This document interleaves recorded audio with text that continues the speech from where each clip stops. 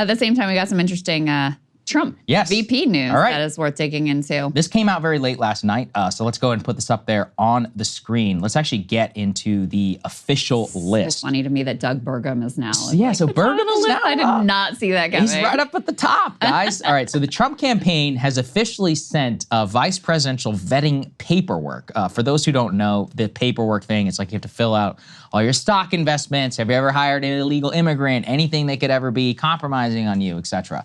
So the list so far: Doug Burgum, Marco Rubio, J.D. Vance, Tim Scott, Byron Donalds, Elise Stefanik, and Ben Carson. So those are the people who are on the list. I also saw Axios this morning saying that Tom Cotton similarly received paperwork. We'll see here. The only individual, Tom Cotton is the only individual here that was added to the Axios list who was not included in the Associated Press. But those are the so-called VP shortlist. Of course, it's Trump and things can literally change at any time. One name that didn't appear on there that some people have spoken to me about is Sarah Huckabee Sanders. I would not sleep on her. The only thing ding against her is she didn't endorse Trump immediately whenever he asked her to. She wanted to see how it played out with Ron DeSantis, but that would be the only name I think I would add to this one. For me, as I've said, I always think it's going to be one of three people.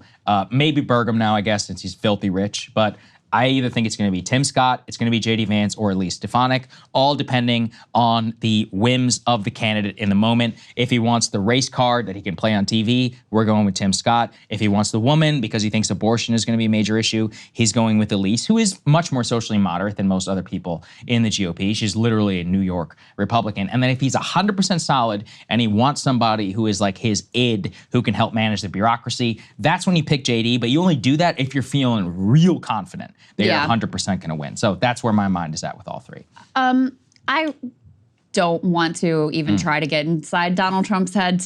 I just don't think that I have a good read on how he would be looking at any of these names. But a few things that were interesting to me was, first, Elise Stefanik being the only woman on there. That was surprising to me because previously a lot of the commentary was that he was very likely to pick a woman. We've had a lot of women who have been floated, from Carrie Lake to Kristi Noem, who I think, her chances really fell apart with the whole book situation. And I think also because her state that she's governor of has such extreme abortion laws, I think that also was a problem for him. But, there have been a variety of women who have been floated. The only one, though, that makes it on the list is Elise Stefanik. So that was interesting. You have three different, a lot of these choices, as we see on the Democratic side, they're also filtered through an identity lens. So you have three different black men. That's interesting to me. And Marco Rubio is obviously Latino. There is clearly some shift in both among black men and among Latino men towards Republicans. Maybe Trump is thinking, I don't really buy into this logic, by the way, but this is like standard thinking. Maybe he's thinking that if he puts a black man or a Latino man on the ticket, that will further the appeal to those demographic groups. Last time around, we know he made a very strategic and very smart, electorally smart choice with Mike Pence. He knew at that point he was a little shaky with evangelicals, and Mike Pence was meant to be a signal to them and to sort of like ease their minds about going with this guy who's not religious at all, and serial philanderer and all of those sorts of things. That was a very wise choice. And so I suspect, especially given the fact that not only are his electoral prospects on the line, but potentially his own like personal freedom is on the line, that he will make a similarly strategic choice of whatever group he thinks needs to be shored up, which is why, the one that I feel most skeptical of is J.D. Vance, because I just don't see what else that electorally brings to the ticket for him whatsoever. That's the question, is how is he, like I said, I only think he's going to pick J.D. if he's like, I'm 100% going to win this election, now it's all about governance. But having met Trump, spent some time with him, he very rarely speaks about governance, so that's one of the issues. One thing you could say is that J.D. has been doing a pretty good job recently of serving as like the media, like this is the thing about Trump, it's all about image. So he really enjoyed he goes on CNN and goes toe to toe with Wolf Blitzer or Caitlin Collins or whatever. But let's be honest, all of these candidates who are underneath JD can also do it. Elise Stefanik, that's her bread and butter. She emerged as his attack dog while it was impeachment 1 and impeachment 2. They're all also going to do that whether they're the VP pick or not. So it's not some like are better than others. offers that if they're not on the ticket. Right. And then, with Burgum, I think it's just like, is he going to make the RFK Jr. choice of like, listen, I just need the money, so come on board, buddy. Like, get in the tent. Let's not diminish that, because as I understand it, so Trump has got legal bills coming out of coming out of wherever, if anybody wants to do that reference. Nice callback. So Trump has got over 100 million legal bills. He is hitting up every rich person on the planet right now. And in fact, there is a major concerted effort behind the scenes. For those of us who are like Billionaire watchers, you had the Sequoia founder, Doug Leone, come out and endorse Trump. This guy's worth like $8 billion. He just has this, he's got this upcoming fundraiser tonight, actually, with David Sachs and Chamath Palihapitiya over at the All In podcast. They actually sold that entire thing out at Silicon Valley. There's a lot of billionaires who will be in attendance. You've got Trump getting this $100 million check from Miriam Adelson, allegedly in exchange for no Palestinian sovereignty over the West Bank. You've got Nikki Haley, who recently just took a Gulf Sands jet, Miriam's jet, to Israel that we're spotting. We've got, if you watch these things very closely, he is hard up more for big institutional money this time around than at any previous time. And in fact, just yesterday, I read an article about how small dollar donors, both on the Democratic and Republican side, are at all-time lows. Yeah, that's largely right. because the Dems tapped the crap out of it during Roe versus Wade. They've raised and squeezed every dollar that they can. And Trump's been hitting his list for what, like 9 years straight now. And they hit that list hard. And they hit it. So even though, yes, he raised his $53 million on the aggregate, that dollar is an all-time low. Campaigns are still just as expensive. Both sides are going to spend well over $1 billion. So what do? Hire the billionaire. Not a bad strategy, I would add. Not a bad strategy. Well, and you're right that Burgum, it's not just his own personal net worth, which is quite high, but also he would be a sort of sign of comfort in the same way that Mike Pence gave comfort to evangelicals. He would give comfort to the Wall Street types who already have kind of warmed to Trump because they don't like Biden's antitrust policy, is the biggest rub there. Well, and they want Trump to extend the tax cuts. They want their tax cuts. And he has overtly promised them, reportedly at fundraisers, like, I will look out for you, specifically Mr. and Mrs. Billionaire. If I am reelected, you will get your tax cuts. Oil execs, you will get your deregulation. Like, it's all there for you. So he's making these explicit material plays to the billionaire class. That seems to be very important to him. And so a Doug Burgum fits perfectly into that strategy of like, look, I'm not getting some crazy lunatic out there talking. This is a business guy right out of Silicon Valley that has very standard issue, conservative, Reaganite type of views. That's who's going to be my number two to help continue to shore up his support in these circles, which have already warm to him versus how they perceived him in 2016 and in 2020. Yeah, you're right. And another thing I forgot to mention, this came across my radar just yesterday. Trump is actually going to be meeting with the Business Roundtable, which is that's like, right. Yeah.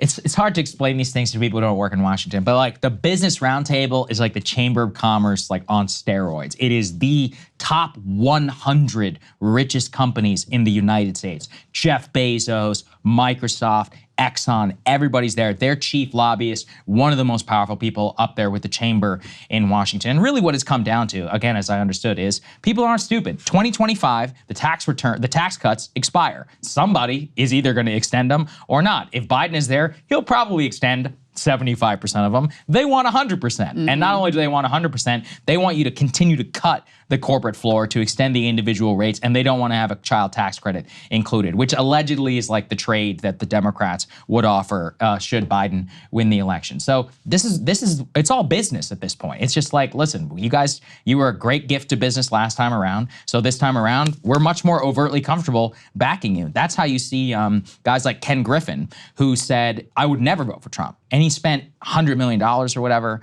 on Ron DeSantis. He's like, yeah, I could see it. Maybe I'll back Trump. This is a business transaction, like pure cut and dry. And so that's, in a way, Trump's political genius is mobilizing a lot of these more like working class voters, or at the very least, like the white working class voters. They're all coming out for him for immigration, for culture purposes. And then it's a really like almost a Reagan play. And at the same time, you almost explicitly align yourself at this point with big business to bring those two in. That's a very, very powerful political movement. If you can get people past some of the other Trump nonsense. But for them, at this point, they don't care about the character stuff anymore. They know that he's here to stay, and they're willing to make the trade. And probably a good one, right? If you see what happened in 2017. I mean, he has dropped, like, if you go back and listen to the rhetoric in 2016, the way he really positioned himself, and it was always a farce we saw by the way he governed, but he really did position himself, and at that time you didn't know, as a more populist figure. I mean, the trade deals were really central to the discussion. Drain the swamp, like all of that was really core.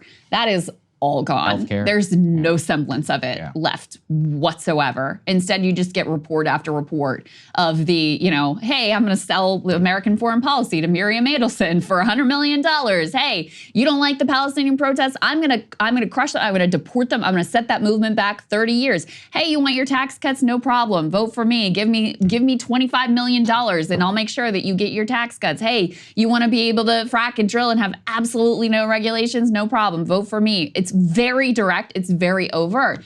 And so, yes, if you can keep the working class coalition that you started to realign, starting in 2016, and you can add in all the billionaire class, that is a very powerful coalition. I guess the question, the problem is, it's not like the Democrats are offering their own populist opposition to that.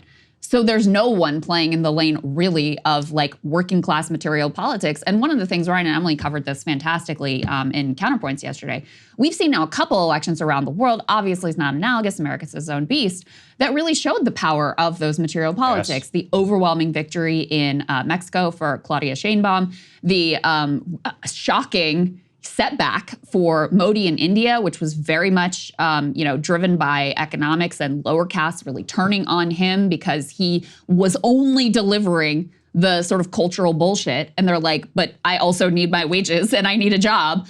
So and in South Africa, the elections there also were a warning sign about, material politics and how important that is. We just don't have a single player in terms of the two main parties that is even attempting to go in that direction. That's what I was going to say. If the Biden campaign were intelligent, they would say all the things I just said. But they don't have that capacity. They're too busy quibbling with the Wall Street Journal over whether Biden is too old or calling him convicted Don or felon Don. As I've said a million times, and as we're about to get to, if you want to win young people back, if you want to bring black people back, young Hispanics, the number one reason all of these people are even considering voting for Trump is they think he is a major shakeup to the system and they apply that to their own lives. Hey, if you like that video, hit the like button or leave a comment below. It really helps get the show to more people. And if you'd like to get the full show ad-free and in your inbox every morning, you can sign up at breakingpoints.com. That's right. Get the full show, help support the future of independent media at breakingpoints.com.